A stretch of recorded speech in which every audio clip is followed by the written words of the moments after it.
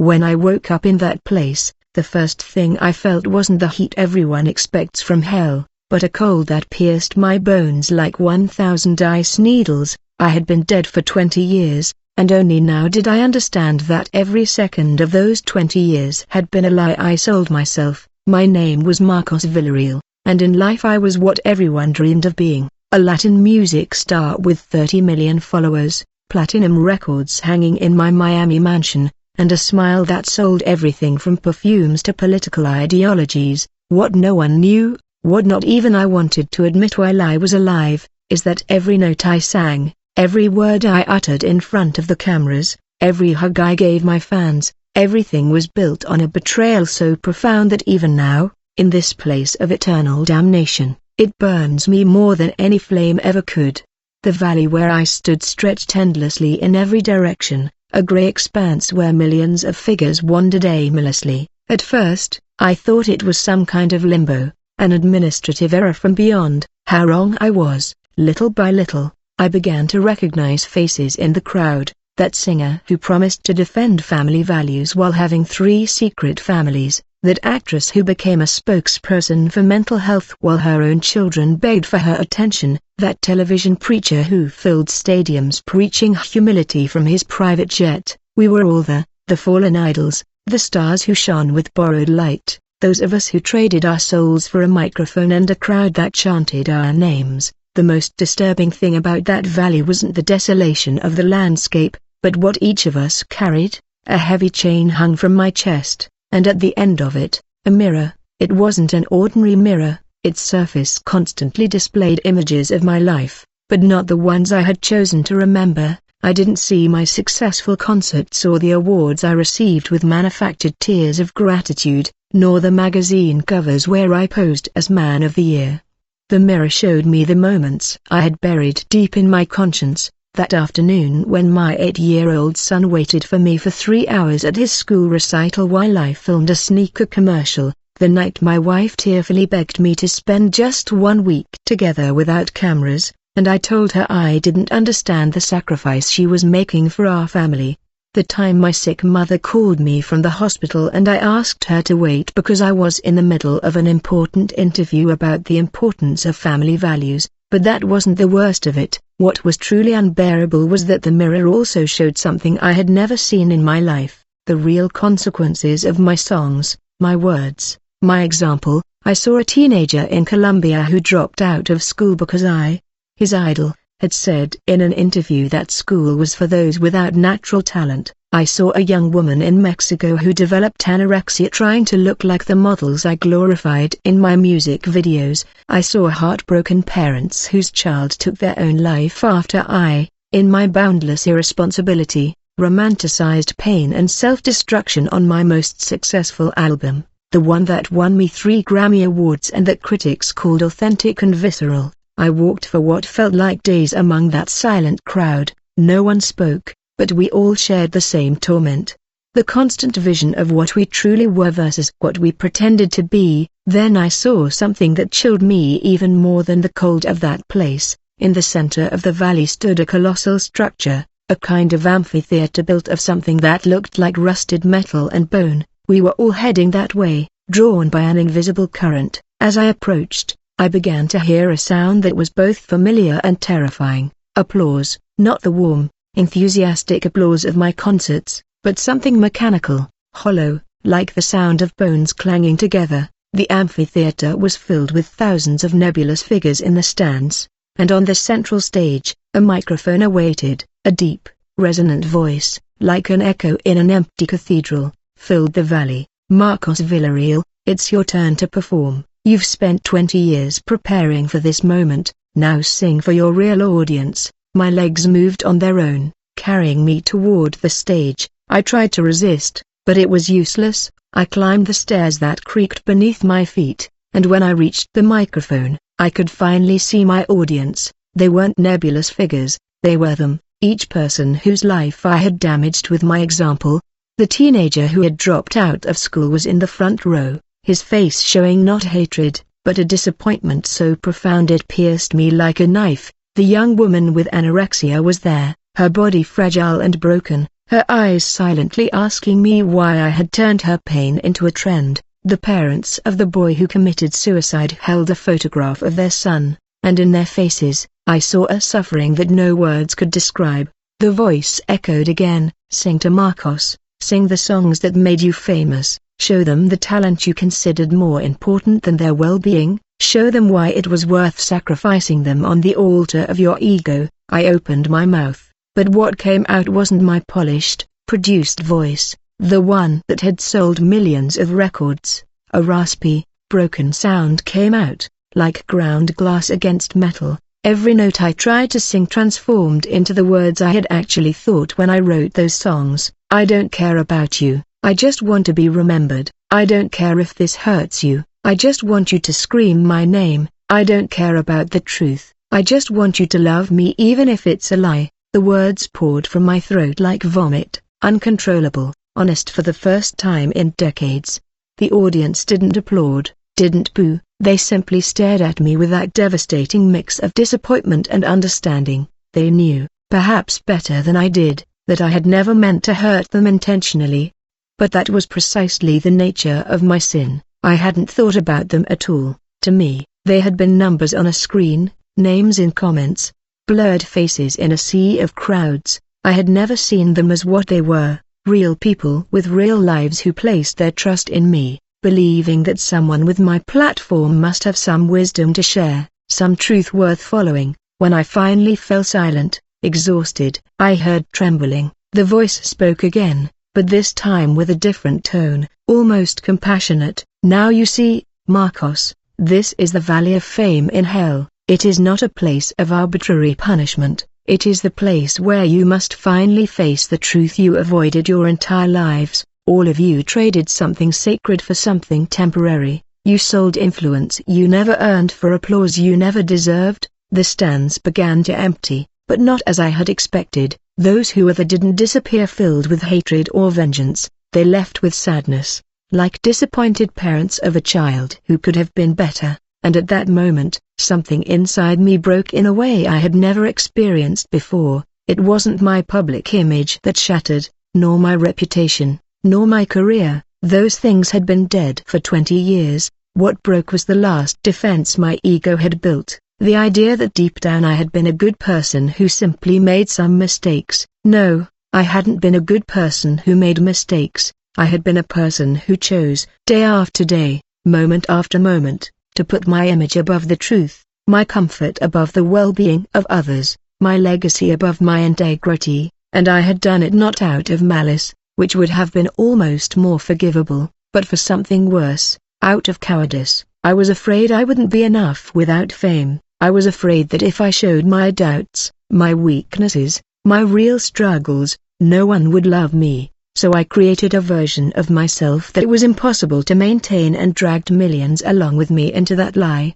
The stage beneath my feet began to change. The metal and bone transformed into something softer, almost liquid. I was slowly sinking, but I didn't panic. I felt something I had never experienced before, in decades, clarity. As I sank, the mirror in my chest grew heavier, but the images shifted. Now I saw different moments, the opportunities I'd had to choose differently, the time a journalist asked me live on air if I truly believed in the values I promoted, and I could have told the truth, but I chose the rehearsed slogan, the meeting with my team where we discussed whether to include a warning on my album about the nature of the songs, and I said it would kill the vibe. The phone call from a concerned father who begged me to consider the impact of my music on young people, and I dismissed it as the overreaction of someone who didn't understand art. Every moment of choice played back now with brutal clarity, and the most painful thing was realizing that in each of those moments,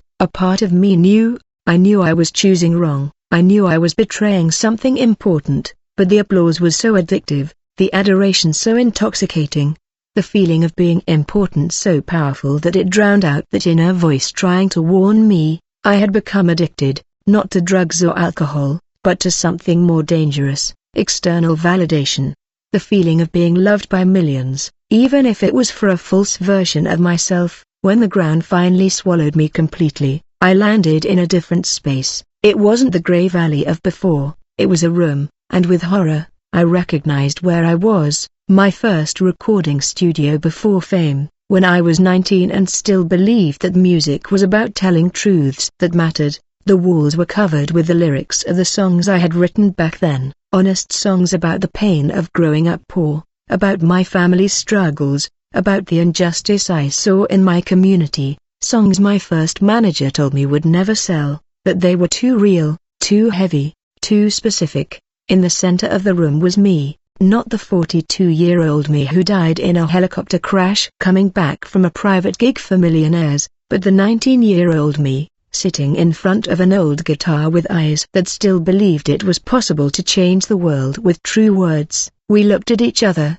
separated by 23 years of decisions that had taken me from that small, honest studio to empty mansions and stadiums full of strangers. Was it worth it?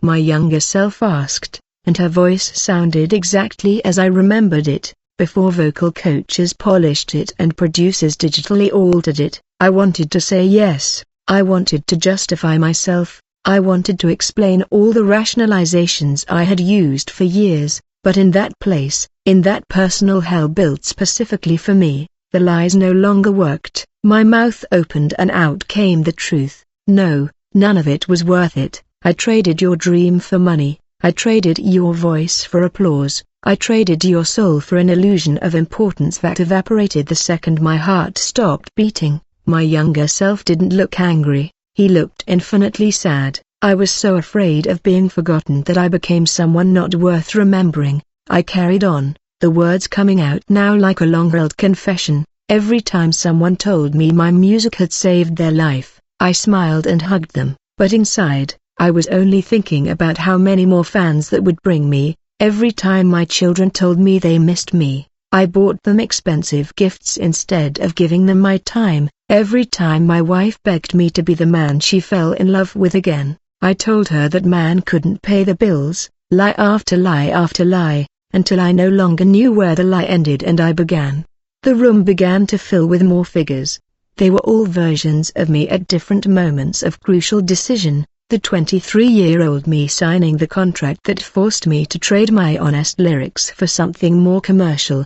The 28-year-old Elo agreeing to be a spokesperson for an e-cigarette brand while publicly promoting healthy living. The 32-year-old Elo authorizing the use of my image to promote a corrupt politician because I was paid millions. The 37-year-old me writing a self-help book about authenticity, while my life was the perfect example of the exact opposite. All these versions of myself surrounded me, and then something happened that I didn't expect. They began to show me not their decisions, but the consequences that I never stayed to watch. I saw a talented young man who abandoned his original music to try to copy my style, chasing my kind of fame, and how that led him into a deep depression when he failed. I saw a mother who spent their family's savings on tickets to my concert because her daughter idolized my message of pursuing your dreams, and how they needed that money later for medical expenses. I saw a teacher trying to explain to his students why they shouldn't follow my example, but being ignored because I, the famous one, seemed to have all the answers. But what I saw next was what truly broke me. One of the versions of myself, the 35-year-old, showed me something I had completely blocked from my memory. My eldest son, at 13, he had written a song. It was beautiful, honest, vulnerable. He showed it to me one night with eyes full of hope, seeking my approval, wanting to connect with me through the music that had once been my bridge. I was drunk after an awards party, tired, annoyed because I wanted to sleep. I didn't even listen to the whole thing. I told him, "It's okay, son, but you need to work on it. It's not good enough yet." I saw his face fall. I saw him put away his guitar and never show it to me again. I knew in that moment of memory that that was the last time he ever tried to truly connect with me. After that, he became distant, polite, but cold, and I never wondered why. He was too busy being famous. Tears streamed down my face now, and they weren't the calculated tears I'd used in emotional interviews or thank you videos. They were tears of true regret, the kind you can only cry when there's nothing left to protect, no image to maintain, no audience to impress. I fell to my knees in that ghostly recording studio, surrounded by all the versions of myself I'd betrayed on the road to the top. What do I do now? I asked, not the figures surrounding me, but the void, whatever controlled this place of painful truths. How do I pay for all this? How do I repair what I destroyed? The voice I had heard in the amphitheater returned. But now it sounded different, less like a judge and more like a patient teacher explaining a difficult lesson. You can't, Marcos, that's the point. In life, you had the power to influence, to help, to use your platform for truth and healing. You chose to use it for beautiful lies and glitter-wrapped destruction. You can't undo that now, but there is something you can do. What?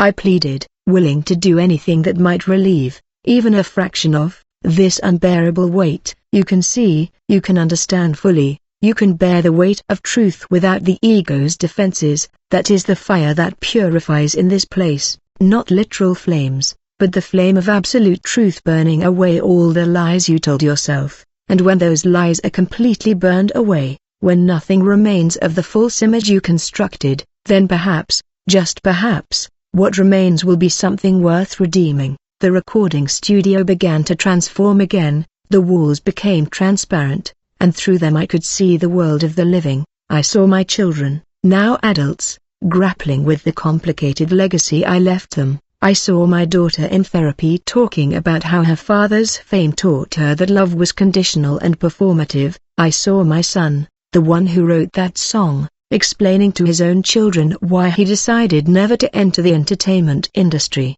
how his relationship with his father taught him that success wasn't worth the price of your soul. But I also saw something else. I saw some of my fans who had grown up and begun to question the message I was selling. I saw some choosing a different, more authentic path precisely because they eventually recognized the falseness in what I stood for. I saw my older wife working with young artists, warning them about the dangers of unfounded fame, using our story as an example of what not to do, of my pain, my failure, my fall. Some small seeds of wisdom had sprouted, not because I planned it, not because it was my intention, but because such spectacular failure also teaches. The truth eventually emerges, even when we spend a lifetime trying to bury it. How long will I be here?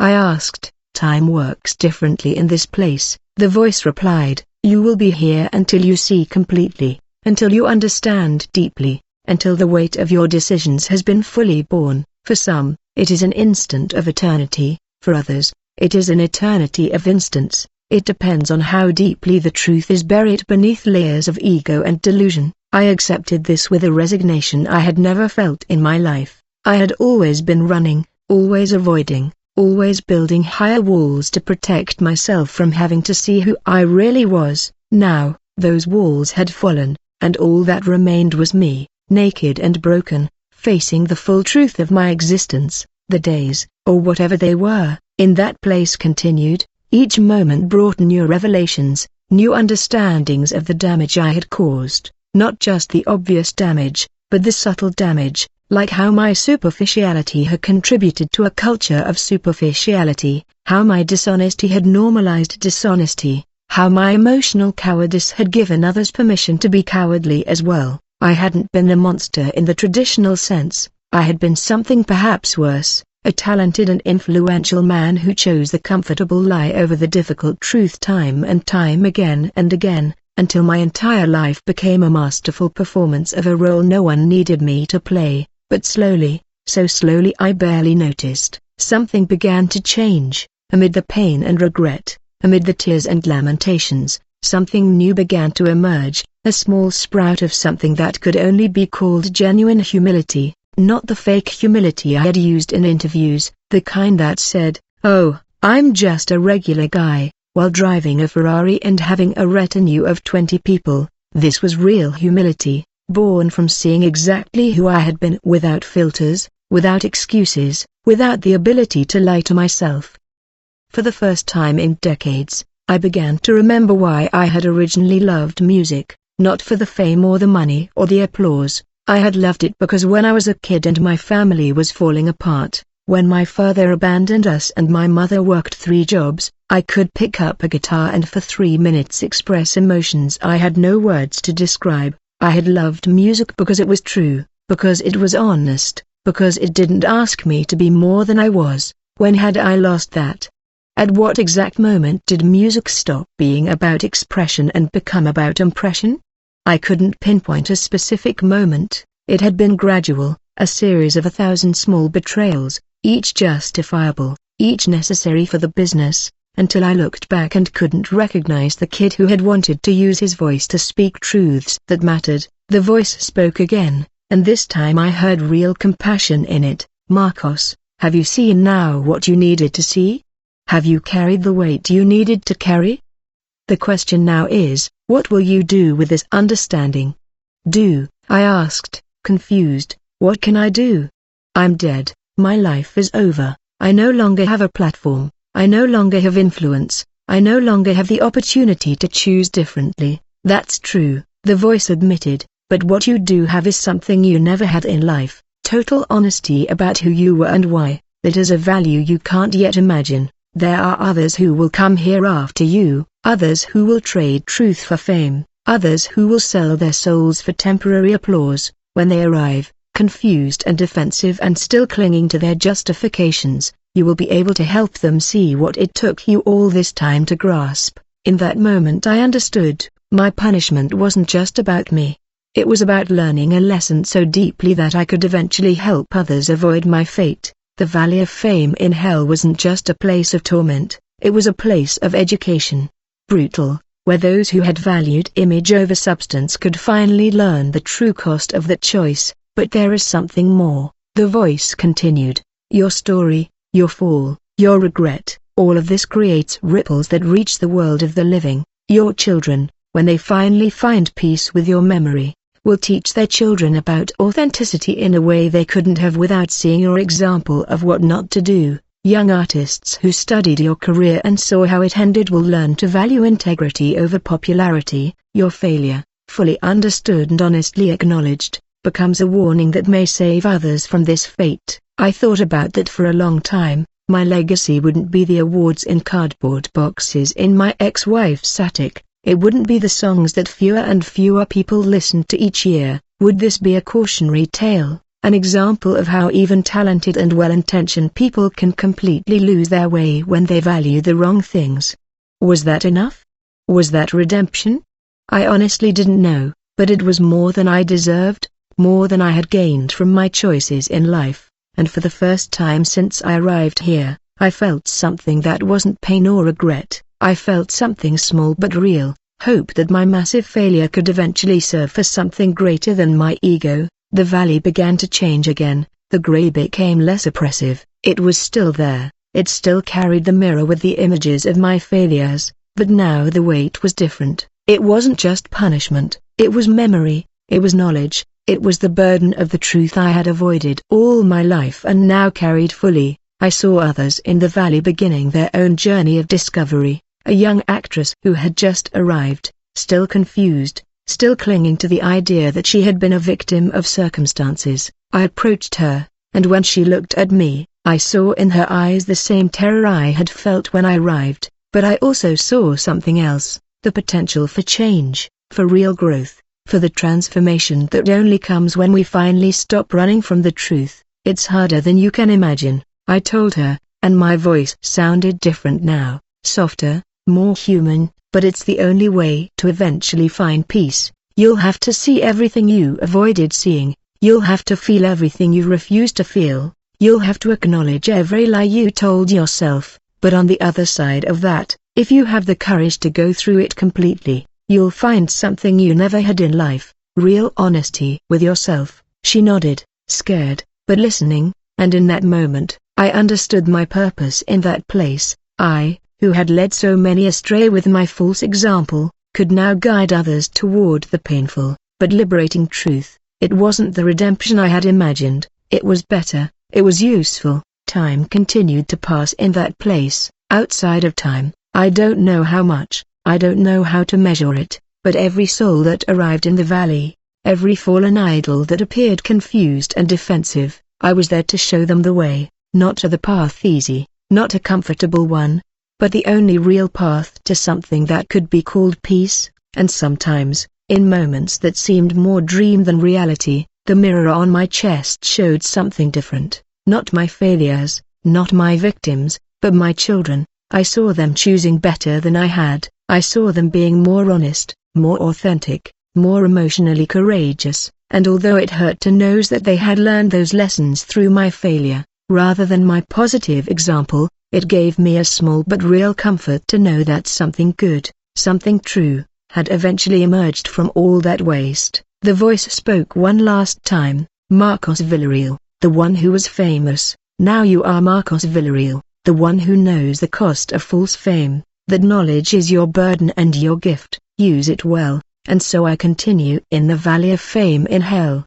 not as eternal punishment, but as eternal service, helping others see what I learned too much of late, that no amount of applause is worth the price of your soul, that no platform justifies the betrayal of truth, that the only fame worth anything is being honestly known by those who truly love you, not falsely adored by millions who only love an illusion of you. If I could send a message to the living, to those who still have the chance to choose differently, it would be this: when fame is offered to you, when you're promised you can have it all, when you're told you only need to compromise a tiny bit of your integrity, remember, there's a place prepared for those who make that choice. It's not a place of fire and demons, it's something far more devastating. It's a place where you finally have to see the full truth about who you were and what you destroyed in your pursuit of applause that vanished the moment you stopped singing. Choose differently, choose truth, choose honesty, even if it means less fame,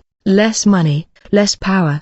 Because in the end, the only thing you take with you when it's all over is who you truly are. You were, and it's better to be an honest nobody than a fake one. That's the lesson of the Valley of Fame in Hell. And it's a lesson I'll pay for all eternity so others can learn it without having to come here. It's the least I can do, it's the only thing left for me to do. Oh.